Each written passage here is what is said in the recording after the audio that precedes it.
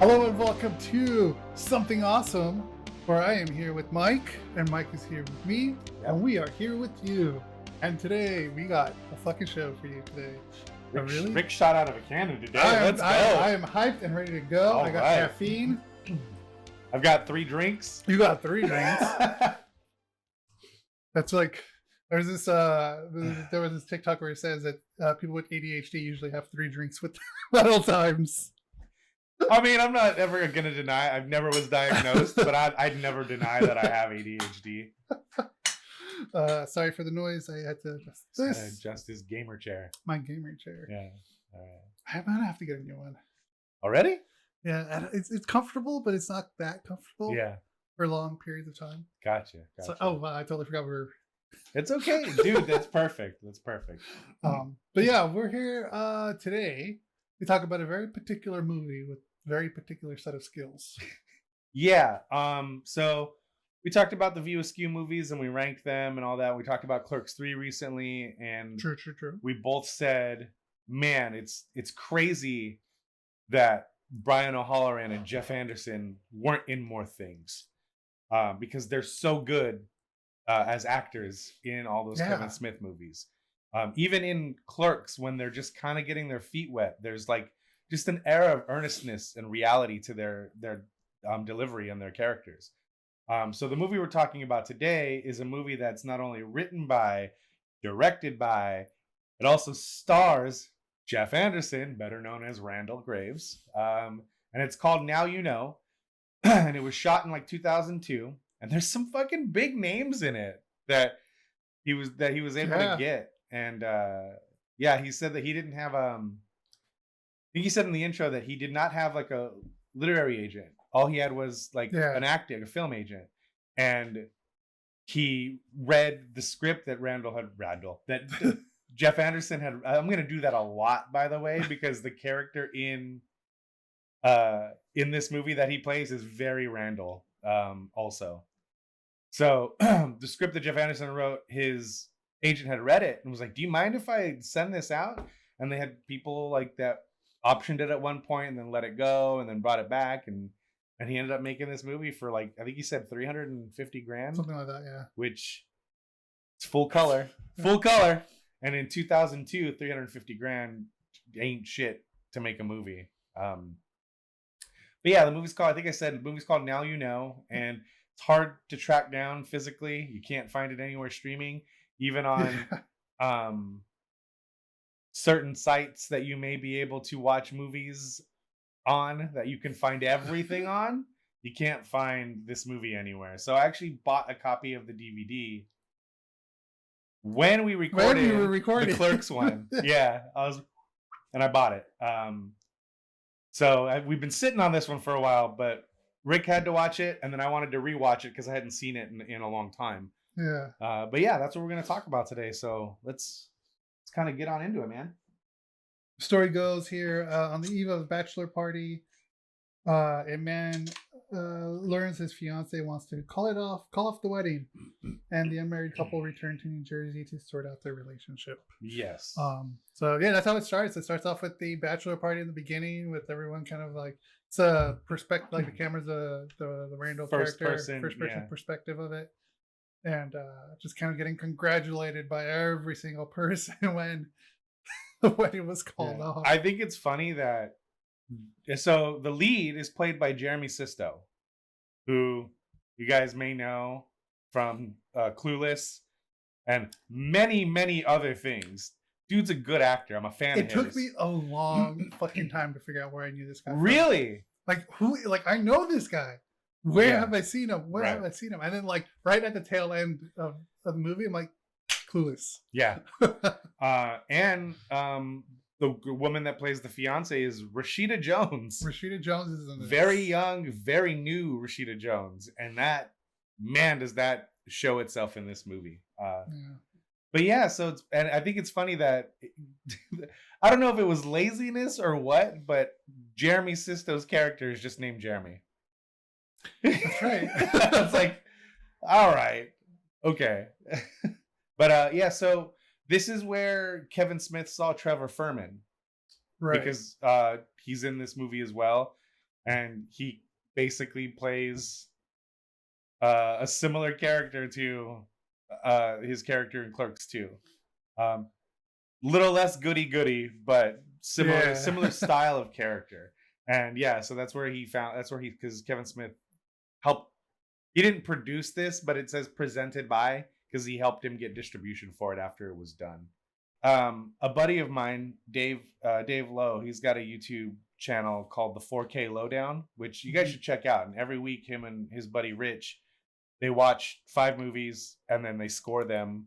And it's like 1 out of 10 score for cinematography, cast, script, acting. Like, so there's 10 categories and they score at 1 out of 10. So that's interesting. Yeah, and it's really funny because like I don't think I could break things down that way. It's because we've always said like you either like it or you don't. Yeah. And I think when we put it is like go see it, rent it, or skip it. Skip it, pretty much. but yeah, at the same time, like when we did the other show, like it was more like this was our opinion. This is what we think. Right. You know, if you like this kind of stuff, you might like this movie, or you might dislike this movie. Well, we're really not to like the ratings part. Right. Yeah. But it's funny. So I've been watching Dave do his thing recently because they live stream it on YouTube and on the Facebook page and stuff like that. So I've been watching it. They do it on Mondays and Wednesdays and watching it. And I'm like, huh. And then it makes me think, because when they do movies that I've seen, I'm like, what would I give those things? And so then like recently I've been getting caught up into that scoring thing.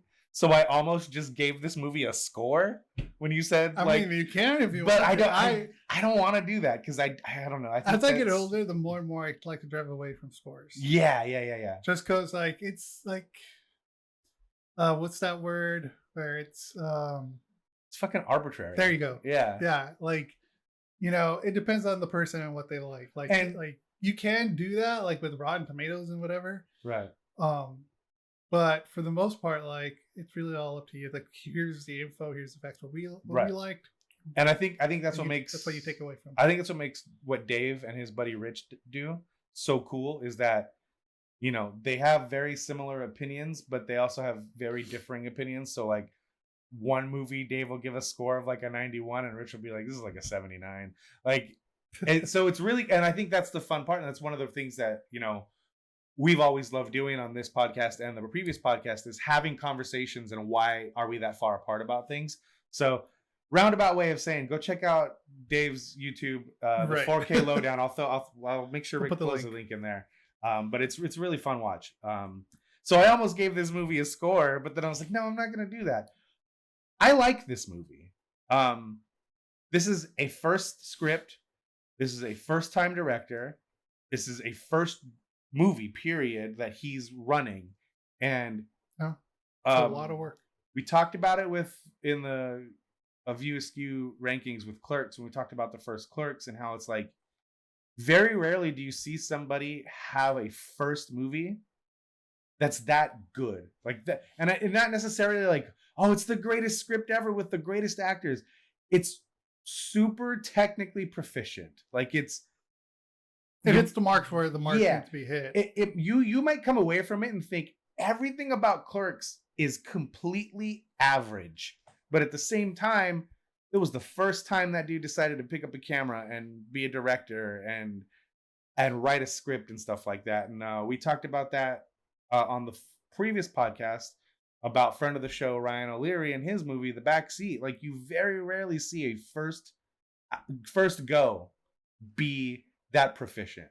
And I feel like you see the same thing with this movie with Jeff Anderson. It's like, there's nothing wrong with this movie, with the exception of a few like line deliveries. And it's like, why didn't you get another take? And then you realize, oh, they shot this for $350,000 probably over the course of like a week, maybe, because they probably were on a time crunch to get it out to make that money make sense. But yeah, other than like a few line deliveries here and there, specifically the bachelor party scene at the very beginning, once you get past that though, yeah, everything is smooth sailing and really solid. So I really enjoy this movie. With all warts and all, I fucking really like this movie, you know? Yeah, now you know, I enjoyed the movie. Like, I liked what it was. I liked the story of it. Yeah. Like, it had me thinking like, okay, like what's the reason why? What's the reason why? Um, so it had me there. Trevor Furman, who plays Biscuit. which I fucking love that name. Yeah. Like I want a friend named Biscuit, which is the same thing Kevin Smith says in the intro. Yeah. He said he knew a biscuit in high school. Or knew a biscuit. And Yeah. Jeff goes, yeah, so did I. And like, so I'm thinking this biscuit is based on the same biscuit that they both knew. Yeah, that makes sense now. Yeah. And like they kind of talk about how there was a lot of people that came in that had the right look for a character that you would name Biscuit, but none of them had the ability that Trevor Furman had. So even though he didn't look the part, he was able to play the part the way they wanted, and that's why they picked him. Yeah, and it was a good pick. It was a good casting choice because like from what you were telling me in the car earlier, we had to stop talking about. Yeah, it we were both like, shut up.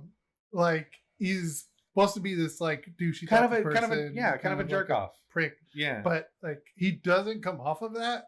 I almost kind of feel like it fits me trying to be an asshole, right? In a sense. Oh God, am I Biscuit? No, I think theoretically, I'm Biscuit. Yeah, but imagine if you were playing me. Yeah. Oh God, that would not work. But that's what Trevor Furman playing Biscuit is like. But at the same time, like he pulls it off. He has the acting chops. He pulls it off, and I love that character. Yeah. Oh, he's so endearing. Yeah. Beginning's good. Like funny. Like Kevin Smith and his wife is in it. She plays a hooker. His wife plays a hooker. Yeah. Oh God. Production value of it was pretty damn good. Yeah. Especially for the cost of how much it cost, right. And the time they made it. I gotta say the only scene that feels out of place is the bachelor party scene, but that's supposed to be look like it's shot on a handheld, which it does. But after that, everything looks like a movie. I agree with everything looks like a movie. The beginning part was a little rough there, but like everything after that felt like a full on production movie. I mean, well, it was a production movie, right?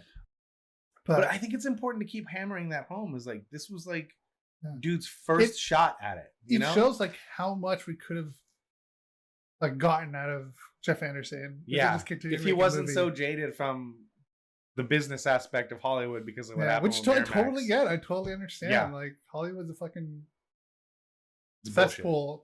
Sometimes, you just got to find the right people, aka Ryan O'Leary, and a few others out there too who have been on our previous shows. Mm-hmm.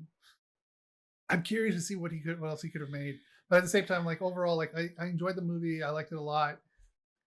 It's dated, which is for sure. It's really dated. Yeah, and I'm saying that's like a bad thing. No, it was kind of difficult. Yeah, but being a movie lover, I'm gonna watch it. I will say though that if we're talking about the same stuff, none of it was really treated. And I think that's a hallmark of.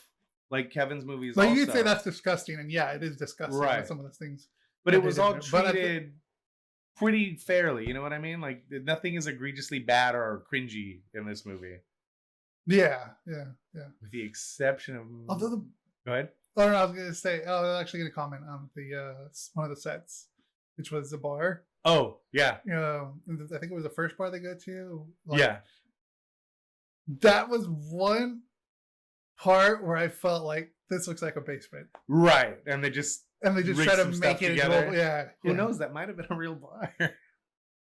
Who knows? I mean, if it was, cool, because then that'd feel a very comfy vibe bar. Yeah. But yeah, that definitely watching. I'm like, oh my God, this looks like a basement. Mm-hmm. Like right around the corner is probably the stairs going upstairs. Yeah. So overall, you liked it? Yeah, it was good. Okay, it was good. I enjoyed it. I figured you would, given the subject matter. Like this is a Rick movie. It is a Rick Rick movie. But yeah. I was gonna make a scale of Rick Rick movies. You need to do that. Should I do that? Like, that's an episode. Oh God, that's an episode. I'm gonna do that because we did say that a lot in previous podcasts, right? Yeah, and the thing is, like, a Rick movie is not necessarily. We always used to classify them as like depress fest, but not all of them are depressing. Not all of them are, but they all usually end on a down note. This one doesn't. Sort of. It sort of doesn't. but Yeah. but yeah, like the whole idea of this story of a girl who feels underappreciated by this man she's engaged to, that they've been together since high school, and they moved away to go to college together, and live together and got engaged, and she just feels underappreciated. um and the thing I like about this story is kind of the same thing that frustrates me about this story is it's not like, oh well, we moved to Las Vegas and we're going to college out here and you cheated on me with a stripper. It's not like these outrageous things in a movie. It's like, You could have fixed this type of deal. right, and this girl feels underappreciated, and like this is the part, it's very realistic. It's like you don't say you love me anymore, really. And like it's Got taken for real, granted it's for it's her, like- realistic shit that people feel, but at the same time, with a little bit of communication, all of this could have been cleared up. And again, just like real life. Communication and an open mind and a clear head too. Yeah, Like they yeah. didn't really show like his part as far as like why he was like that. Yeah. Which I wish they kind of touched on a bit more. Right. Like why was she feeling that way? You know, Mhm. like what did he do? Like as far as I know, we didn't. Not really. Other than being felt unappreciated and things Yeah. like that. Like I felt like I guess that would be kind of me like my little nitpick of the movie. Right. Is, or maybe almost They kind of hammer movie. home like that he's kind of being an asshole. He's kind of being an asshole. It's like, well, how is he being an asshole? And then they never tell you how he's being Yeah. an asshole. Yeah. Because like if they would have showed that or some kind of like dialogue of that, like I would have been under more clear. Yeah. And like spoilers, but like the ending of this movie isn't they hash it out and get back together and they get married at the end of the credits. Yeah, it wasn't like that. It's not like that. It's very realistic. It's them trying to rebuild what they had and trying to they have it out, they have a discussion, they figure it out, and they're feeling it out to see if it's gonna work or not. Like it's not like the Hollywood happy ending where it ends with her throwing the bouquet and fucking doves and credits. It's it's a little bit more realistic, and I think that's something we've always said we like about Kevin's writing in those early movies is that it felt realistic, grounded. Yeah. And there's some of this movie where I'm like, Jeff Anderson really write this, or did Kevin write some of this, or do people who come from New Jersey just all have this same tone to their writing? I mean, he got sole ownership of it. It's his yeah it's his name. yeah, I know. But Yeah, it's just kind of weird. Like that. Like again, I'll bring it up because I kind of mentioned this to you over Voxer throughout the week, and I was like, "There's that scene in the bar where Trevor Furman's character Biscuit goes on this whole fucking soliloquy of how much better life would be if dudes just married dudes. We don't have to be gay. We could just get married because it would be so much easier. Or be gay. Who cares? Or be gay. Who cares? And it's funny because I was telling you, like, I don't know, a few months ago, like right around Halloween-ish. So by the time this comes out, this is going to be like way older than that. But around Halloween-ish of 2022, we go to my buddy Jay's house every Friday, and Rick comes by for the parties and stuff every once in a while. And it's a really tight-knit group of people. And now we're all around 40. All of us are married and all of that. And we were joking about how all the men in the friend group are going to divorce the women, and we're all going to move together and live on a compound in Utah where nobody can bother us, because how much better would it be? And then I was watching Now You Know, and Trevor Furman basically has this entire fucking arc, and I'm like, holy shit, did I really subconsciously pull that from this movie? Or and it's not an original thought. It's a funny joke that's been around for a long time, but yeah, it was just really funny to watch it and be like, holy shit, we just had the same conversation at Jay's house, drinking, and then all debating on who gets custody of Jay. But yeah, so and again, it's a movie that comes across as very realistic and very grounded. Even to the freaking flip at the end with Jeff Anderson and the Marty character, and it's like, oh, okay. Going back to what you were talking about and like having the whole like commune of that, it just threw me into like this 80s like movie of yes, you guys are all over here, but all the wives and girlfriends are on the other side of the lake. Yeah.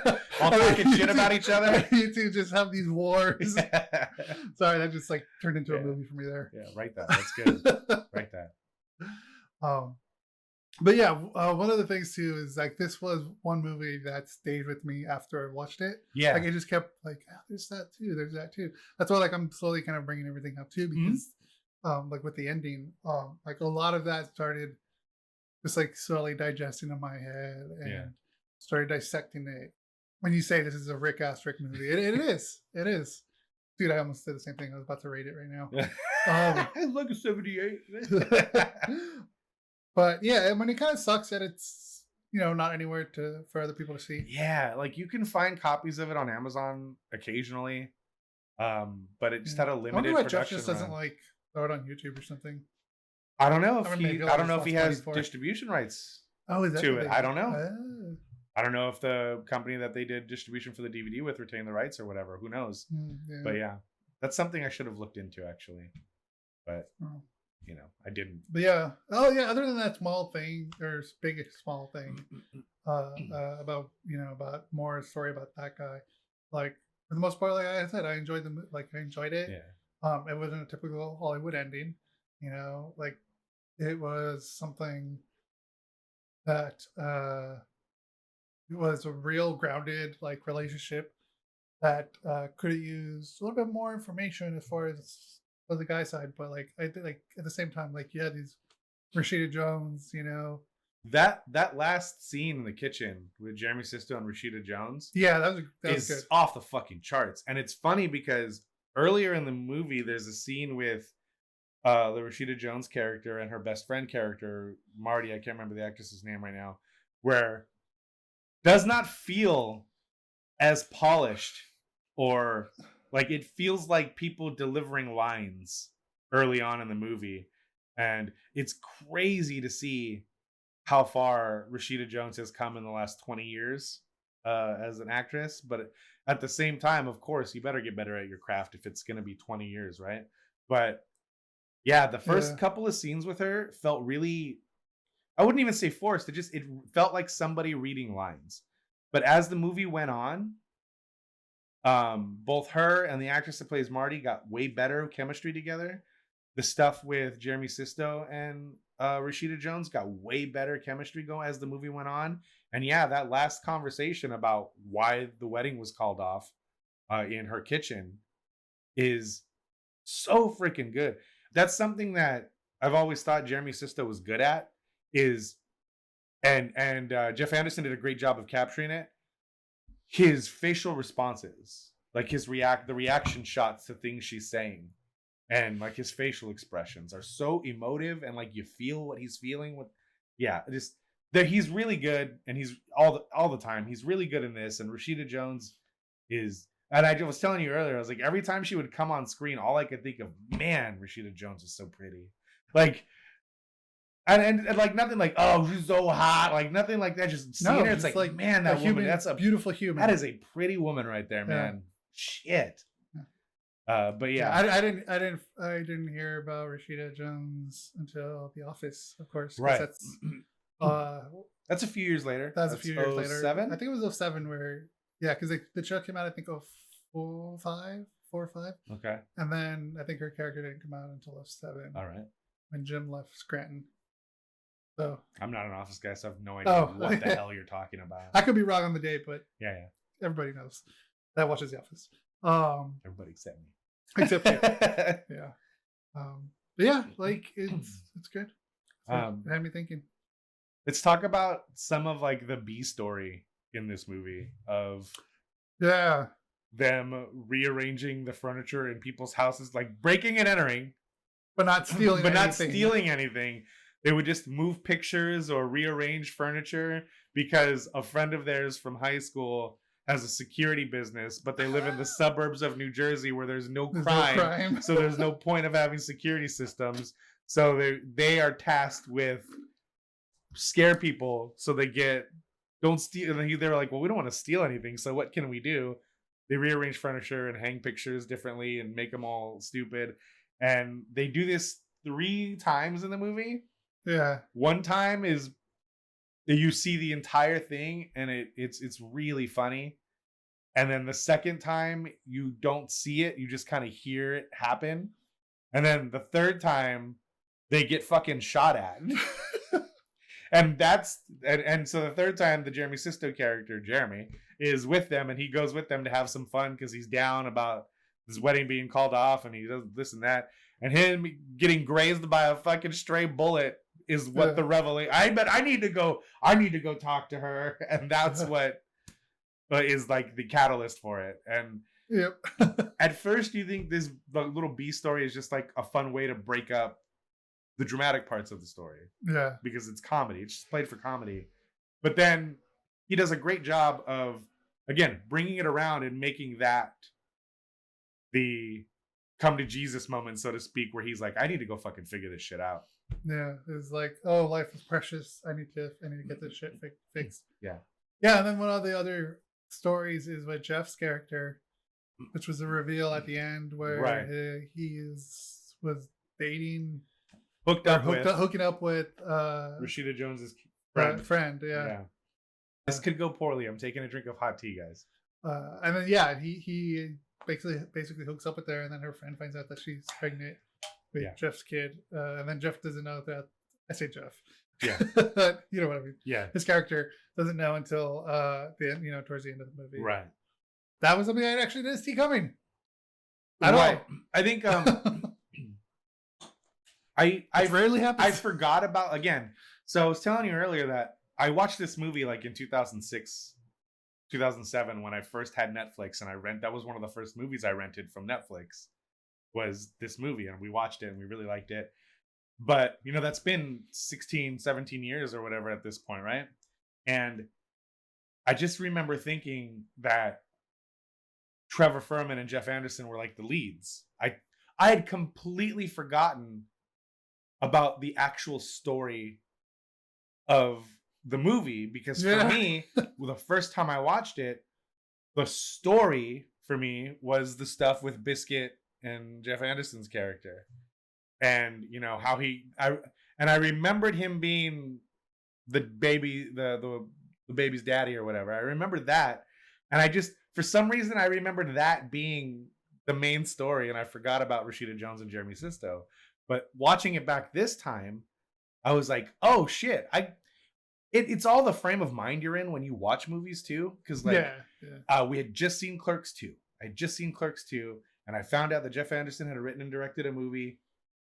Probably at that Comic-Con, probably in that Q&A with Kevin Smith after we saw Clerks 2, because I think someone asked about Trevor and where he found him. And he said, Jeff's movie. Now, if you haven't seen it, go get it. It's really good. And that's what I did when I got home. I immediately rented it and watched it. And so my mindset at that point was like, oh, I want to see how good Jeff Anderson is as a writer, director, and actor in this movie. And not completely blocked out the main story, but that was secondary to me. And then knowing that the kid that played Elias was also in this, I was like, oh, this is what I'm going to focus on. But yeah, that little B story about the friend who finds out she's pregnant and she goes, who is he? And she goes, it's nobody you know. He's a business owner. And I remember thinking, oh yeah, that's right. It's fucking Jeff Anderson. Haha, it's funny, a business owner. Because he owns a landscaping company. Yeah, with him and Biscuit, who runs over a fucking dog with a lawnmower in this movie. I didn't like that. I did not. You don't see it. You don't see it, but I didn't like that. They talk about it. I think it would have been funnier if they didn't run over it. Yeah. Because it was allude to him, yeah. And then I almost thought that wasn't going to happen too. Uh-huh. Because they're trying to build tension, but nope, it happens. But I hate any kind of violence against animals in movies. But at the same time, you got to give them some credit in 2002 for just saying fuck it. We'll have him hit the dog. Yeah, you got away with a lot more. Yeah, for sure. The other thing I really thought was funny in this movie is that when they get back into Jersey and Rashida Jones's character and the friend Marty go out, they go to a lesbian bar because they just don't want to be harassed or hassled by men. And I thought the funniest thing was that as soon as you're not gonna run in to Jeremy here or any of his friends. They won't come in here. It'll be fine. No one will bother you. And as they're walking in, there's a woman sitting at a table giving Rashida Jones like fucking lewd gestures and giving her the eyes. And I thought it was really funny that it was like, look, man, if you're a hot girl, no matter where you go, you're gonna get, you shouldn't be, but you're gonna get hassled, but you shouldn't be. And I thought it was really funny in the way they handled it when she goes, what she say, like, put your tongue back in your mouth. She's with me, asshole. Yeah, that's right. That's right. Yeah. So I thought that was really cool the way they handled that. Because, like, you know, it could have been very easy to just be like, cliche about it. Yeah, like, yeah. Yeah. But they were cliche about it in a way you wouldn't expect, which I thought was pretty funny. And then they end up sitting down having a heart-to-heart with a bunch of lesbians and gay men in this bar. And that's when you kind of hear her side of the story for the first time. And yeah, and I'm going to go back to what you said earlier and really fucking double down and agree with you.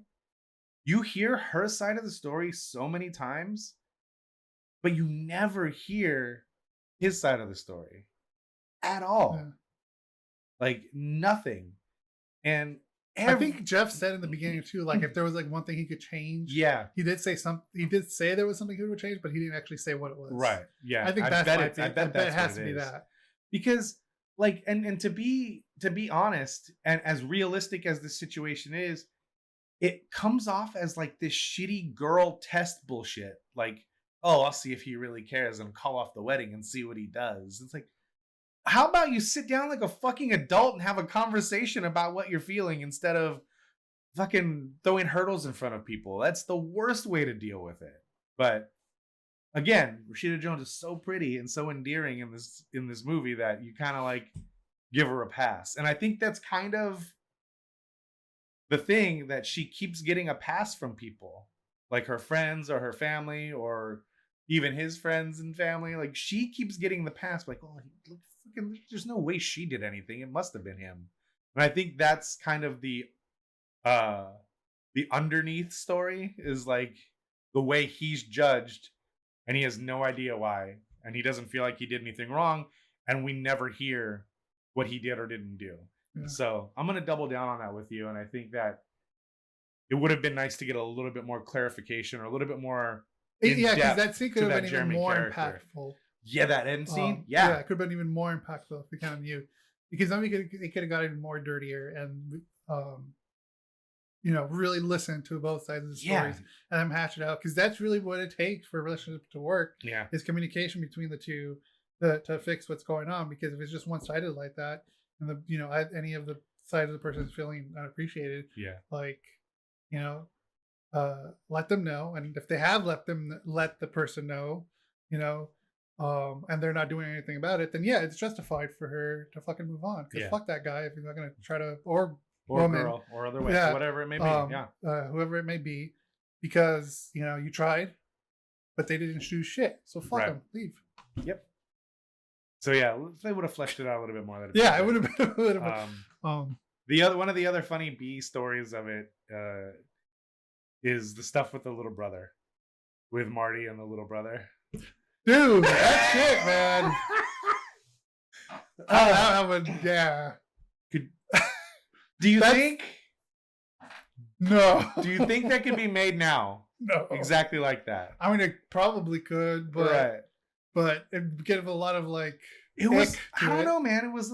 I liked, again, given the time, it was like a little bit of throwback to like, and it's not gross, but it's like that sort of gross something about Mary humor, or if you want to go back further, like Porky's. But it's very subtle. It's not like, you know, as overt as those movies. It's the idea of that. And I think that's what kind of makes it a little bit more disturbing, is it's kind of like low key and not way over the top. But so the brother is like 12 or 13 years old or whatever. And Rashida Jones is the older sister, and she constantly makes fun of him for masturbating all the time.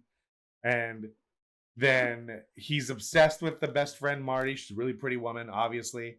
And she knows it, so she messes with him. And she messes with him throughout the movie in like in really funny ways, but also very disturbing ways. But really funny ways. Yeah. Growing up, my older sister, we weren't in high school at the same time. Like when I entered high school, she was already in college. Right. But she had this friend who I had the massive crush on, massive crush on, and that's why you don't like this. This hit a little too close to home for you. No, I didn't get anything far like that. It kind of reminded me about the, like, you know, when you're a kid, like it's all like you can think about. Everything's really extra when you're a kid. Yeah. When you're that age. Yeah. That's funny. Kind of reminded me of her. I was like, I haven't thought about her in a long time. Look at this movie, bringing back memories.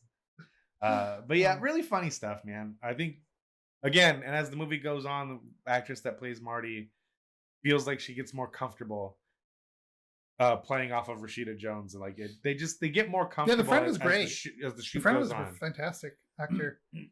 Yeah, like overall, like I've been like it was good. It was a thinker. Like it made me think afterwards. I want to end up going back and listening to the commentary because there's a commentary track on there. I didn't listen to it. Yeah, I haven't yet. I don't think I did back in the day, but yeah, I'll let you borrow it again if you want to check out the commentary. But yeah, it's I really enjoy that movie, man. Like it's I like seeing stuff like that. Like I like seeing writers or directors or actors in their infancy. Like there's a lot, like I said, Rashida Jones is very new here. This is Jeff Anderson's first movie he's written and directed, and he's also starring in it. And this is 2006. So at this point, all he's been in is Clerks as a lead.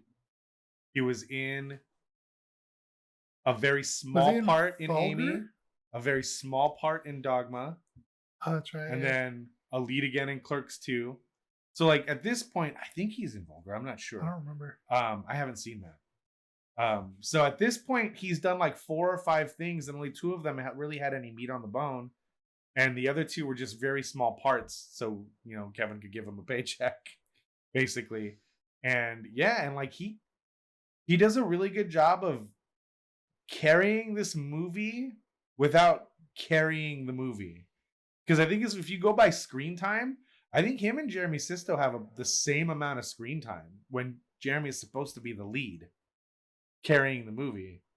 But Jeff Anderson has got just as much screen time and does just as good of a job of progressing the story and moving things forward. Yeah, he was uncredited in Vulgar. Okay. Yeah, Clerks. Yeah, that's all he had done, man. And like the Smith movies, The Short, Flying Car, of course. Yeah. But that came after this, didn't it? Flying Car? Yeah. Yeah. So yeah, it's just really cool to see actors and actresses or writers and directors kind of like I love learning on the job. Movies. Yeah, learning on the job. Yeah. Someone give me like their first film, I'll watch it. Yeah, for sure, man. Like, I love that stuff.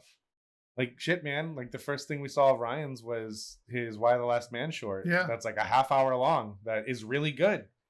And then we saw like a couple other shorts he did that were very comedic and stuff like that. Then we saw the feature he made. Seeing Dan Trachtenberg's short about Portal too, yeah. Which was really, really good. And then 10 Cloverfield Lane he's gone on to do big fucking movies, man. Well, first big Hollywood movie. Yeah. Yeah. So. Yeah. Oh, dude, I watched Prey. That's his Dan Trachtenberg. Yes. Yeah. Did you watch that? I haven't seen it yet. No. I need to watch it, and we'll talk about it. We'll do an episode about it. Yeah. I mean, I'm kind of biased when it comes to him. Yeah, for sure. Like I want to love it. Yeah. But yeah, man, I really enjoy this movie, and like you said earlier, and I'm gonna echo what you said earlier too. It's a shame that Jeff Anderson got dicked around by Hollywood the way he felt like he did, and didn't make more movies. Because I would like to see what stories that guy has to tell us. Yeah. Yeah. I just hope he's wherever you are, Jeff. I hope you're happy. I hope you're enjoying your life. Yeah, because he doesn't. That's not very threatening. That was not threatening. Put some fucking music. I hope you're enjoying your life. The Simpson shifty-eyed dog. Yeah. Yeah, because he's not on social media. He doesn't do any of that stuff. He doesn't really do conventions. He doesn't do any of that. He only did it for the last Clerks movie. He only does it for the promos. Yeah. So I don't know. Like even if that dude just decided he wanted to write a book, like I'd like his book. I'd like to see what kind of stories he has to tell us. Because this one was pretty good, man. Yeah.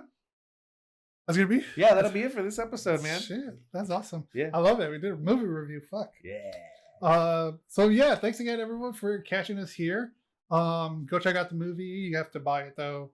on physical Physical. media. Oh. Physical media. Other than that, thanks for joining the show. Be sure to follow us on every socials. All the stuff are down below. And subscribe if you want to see more. We put out these things every other week. And as far as that goes, we do have the thank. Music provided by Nigel Bravo, aka Stoat Krow Komedy. It's the sweet music you're hearing right now. Check him out at Stoat Krow Komedy. Anywhere you can type that in, and you'll be able to find him. Pro with a K, comedy with a K. Until next time. Bye bye. I don't ever want to end it with, and that was something awesome. It's kind of cheesy. Keep this in. Okay.